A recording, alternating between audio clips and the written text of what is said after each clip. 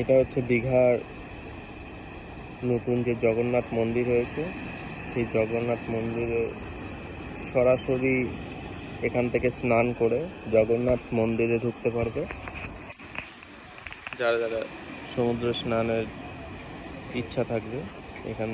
এই ঘাটটা পুরোপুরি নতুন হয়েছে, দেখো এখনো উদ্বোধন হয়নি, অক্ষয় তৃতীয়ার দিন উদ্বোধন হবে। দেখো সুন্দর ঘাটটা বানিয়েছে। এইখানে স্নান করে তোমরা, এখানে একটা বাথরুমও আছে, এই বাথরুমটা ইউজ করতে পারবে জামা কাপড় চেঞ্জ বা আদার,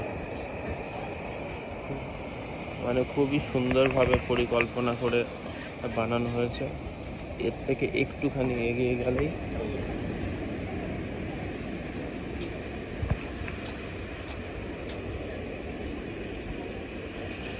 দেখো, এখান থেকে একটুখানি এগিয়ে গেলেই তোমরা দেখতে পাবে জগন্নাথ মন্দির।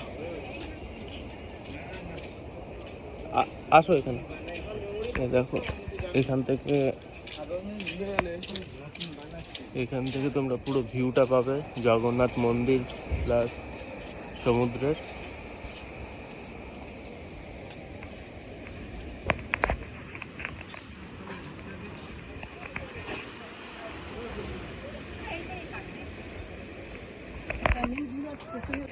এই যে ফাঁকা স্পটটা হচ্ছে, এটা হচ্ছে মাসি বাড়ি বানাবে, ওখানে জগন্নাথ মন্দিরের গেট।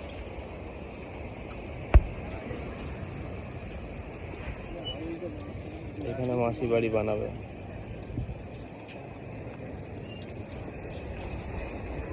তাহলে বুঝতেই পারছো কিরকম সৌন্দর্য দীঘাতে বেড়ে গেছে।